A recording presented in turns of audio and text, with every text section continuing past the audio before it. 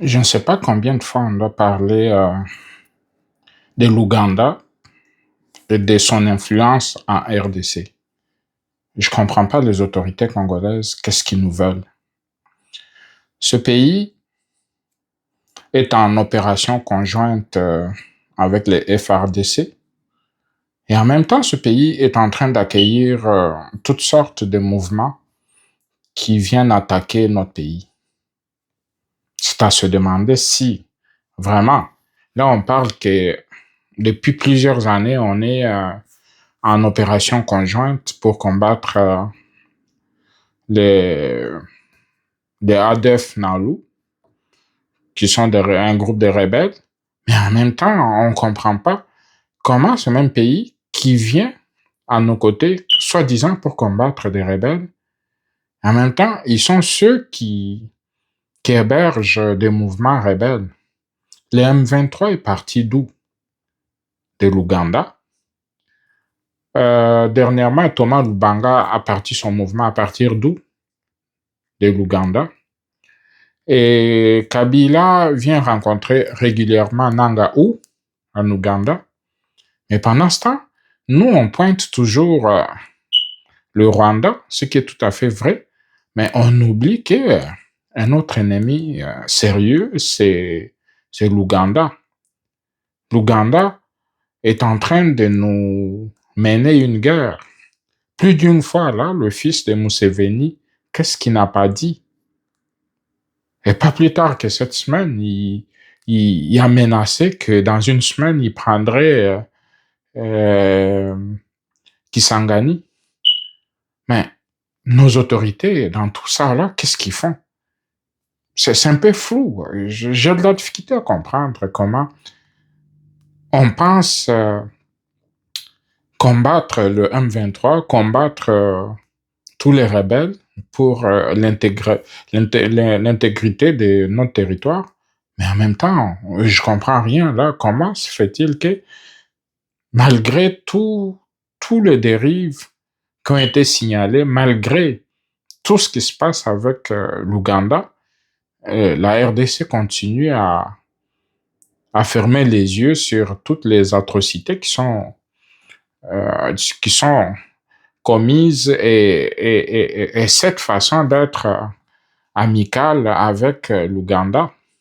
Je comprends absolument rien. On dirait que les autorités congolaises, est-ce que c'est par peur d'ouvrir deux fronts contre le Rwanda et contre l'Ouganda? De toute façon, il n'y a pas de front contre le Rwanda puisqu'on ne les a jamais attaqués sur leur terrain et on se bat tant bien que mal sur nos terrains, sur nos territoires. Et pire encore, on ne fait que riposter, on n'attaque jamais, ou presque. Là, présentement, ils se sont rapprochés à partir de Rutshuru, ils veulent attaquer Kisangani. Mais tout ce qu'on fait, c'est qu'on les attend, on contre-attaque pas. Là, ils viennent de prendre des territoires Rutshuru, ils nous ont fait berner en nous assurant qu'ils se retiraient puis qu'ils voulaient un cessez-le-feu. Et pendant ce temps, ils se réorganisent pour venir prendre Kisangani. Et nos autorités, où êtes-vous et qu'est-ce que vous êtes en train de faire? Ça n'a pas de sens, là. Et j'ai vu pas plus tard que hier, le chef d'état-major de l'armée ougandaise, le sulfureux, le fils de Museveni, qui est allé signer des accords de non-agression avec le Rwanda. Ça veut dire qu'ils se sont partagés des territoires au Congo où personne ne devait aller empiéter le territoire de l'autre. Et ça, on parle de la RDC. On parle des armées étrangères signent des accords pour ne pas se combattre sur le sol congolais. Et nous, qu'est-ce qu'on fait dans tout ça là? On fait rien. On regarde l'Ouganda agir allègrement sur le territoire congolais comme une armée invitée, mais en même temps, le même pays lance un autre signal, comme tout le monde a pu le remarquer. Ces gens-là, sont avec les Kabila. Combien de fois? Au moins 2 fois Kabila, de ce qui est connu, a fait dernièrement 2 voyages en Ouganda. Et dernièrement, Kabila a été vu en Ouganda, puis il a rencontré Corneille Nangaa là-bas. Et pendant ce temps-là, nous, on continue à faire comme si de rien n'était, ou on joue à l'autruche, on réalise pas la gravité de la situation. Ces gens-là qui ont signé, pas plus tard qu'hier, l'acte de non-agression entre l'Ouganda et le Rwanda. Bon, et avec ce que le fils à Museveni a annoncé, qu'ils vont prendre Kisangani dans quelques jours. Et là, nous, on considère pas ces menaces, puis on continue à faire comme si de rien n'était. Puis on a toujours des opérations conjointes avec des militaires ougandais sur le sol congolais. Et ces gens-là, vous pensez quoi? Quand les Rwandais vont s'approcher pour pouvoir attaquer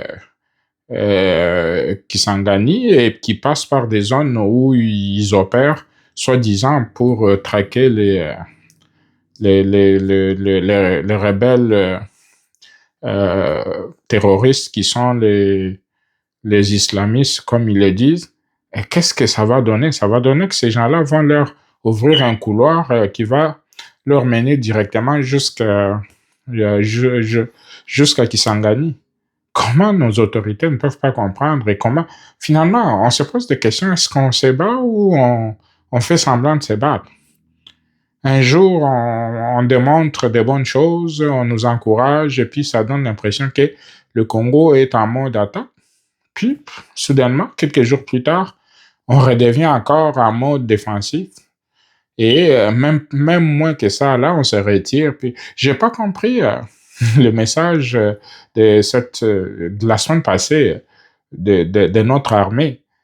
Les Rwandais ont dit qu'ils se retiraient des Rutshuru, comme quoi ils demandaient un cessez-le-feu, puis qu'ils se retiraient, puis notre armée, bêtement, comme s'ils ne connaissaient pas les méthodes de fonctionnement de l'armée rwandaise, ils ont pris acte, et puis et ils ont trouvé ça là comme étant une bonne chose pour la paix. Quelle paix ces gens-là veulent? Ils ne veulent pas de paix. C'est une astuce pour pouvoir se réorganiser puis nous attaquer. Et pour preuve, là, on a vu qu'ils ont continué à se renforcer sur le territoire sur lequel ils nous ont dit qu'ils ont quitté. Pourtant, ils ont continué à se renforcer là-bas, puis pendant que nous, on s'endort, et puis après, ils vont venir attaquer Kisangani. On fait quoi? On fait quoi?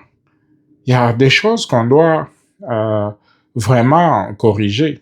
Je le disais la semaine passée, ou pas plus tard qu'hier ou avant-hier, que le Rwanda est en train d'être affaibli et que tout ce qui se passe là-bas, on devait en profiter pour pouvoir lancer des actions de grande envergure sur les rebelles, que ce soit à Goma, que ce soit à Bukavu, pour pouvoir avancer. Mais si on est là, puis on les observe, puis on écoute des discours de cesser le feu, puis tout ça là, puis on n'ira nulle part. On n'ira nulle part, puis ces gens-là vont continuer à se renforcer, puis à continuer à prendre des territoires, et puis à un moment donné, ça va devenir difficile, puis on va presque être obligé de plier à leur desiderata. On se doit de pouvoir nous réorganiser, puis profiter de la faiblesse de ces gens-là, puis de l'aura que notre diplomatie a présentement pour pouvoir reconquérir certains territoires, pour pousser l'ennemi à se retirer d'une façon ou d'une autre. On ne peut pas continuer à jouer ces jeux, puis on ne peut pas continuer à faire confiance aux Ougandais. Logiquement, on devait les mettre tous dehors, arrêter les opérations conjointes qu'on est en train de mener avec eux, puis leur demander de retourner chez eux, puis c'est tout. On ne voit pas les ADF Nalu qui sont en train de combattre, là, on ne les voit pas, puis on ne voit même pas cette action-là, c'est quoi les avantages que ça nous donne. Moi, personnellement, j'en vois pas. Pourquoi continuer à faire confiance à Museveni, puis pourquoi continuer à laisser son armée sur le sol congolais? Je comprends rien.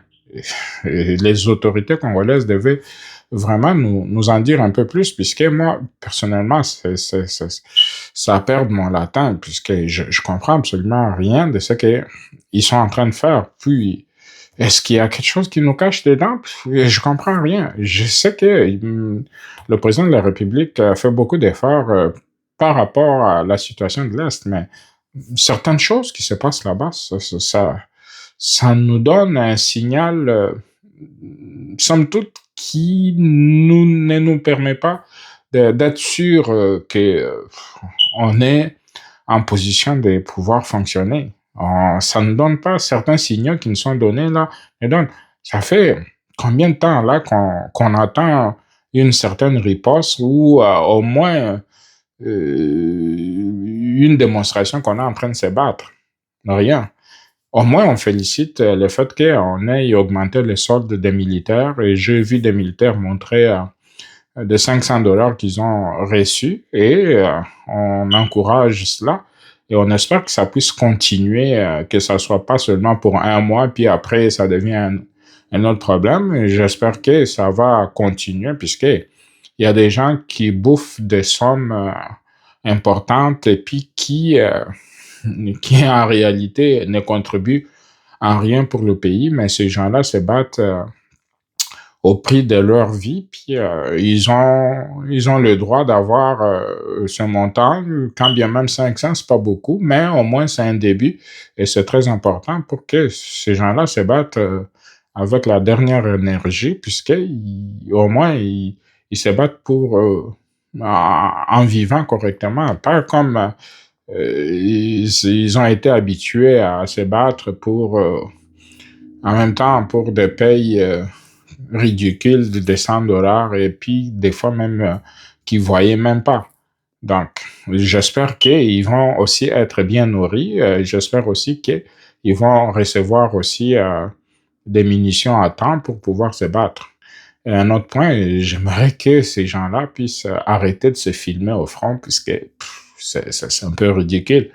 On peut pas tout le temps là, on n'est pas dans un film d'Hollywood, là, on est en guerre et puis en guerre contre l'ennemi, puis tu montres pas nos positions à l'ennemi. Donc c'est un peu ça là, puis au fait le plus important c'est qu'on n'est pas, j'aimerais quand même comprendre pourquoi l'Ouganda continue à être sur les sols congolais comme invité pour traquer les soi-disant ADF Nalu là, puis j'en vois pas la raison, parce que ce que l'Ouganda est en train de faire au Congo et ceux qui sont en train ils sont amis avec le Rwanda qu'on combat, et puis en même temps ils ont signé des accords de non-agression sur le territoire congolais. Ça veut dire quoi? Ça veut dire que si l'Ouganda voit l'armée rwandaise sur nos sols et puis qui puisse pas riposter, il les laisse passer, puis qui continue à prendre du terrain. Ça veut dire quoi? Et puis nous, on laisse faire ça.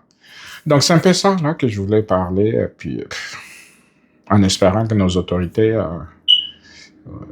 comprennent ça, puis qu'ils prennent des dispositions, puisque c'est pas vraiment beau. Nos autorités, s'il vous plaît, prenez des dispositions. Vous n'avez pas le droit de nous laisser nous faire humilier de la sorte et puis continuer à faire comme si de rien n'était. Bonne soirée à vous et à la prochaine.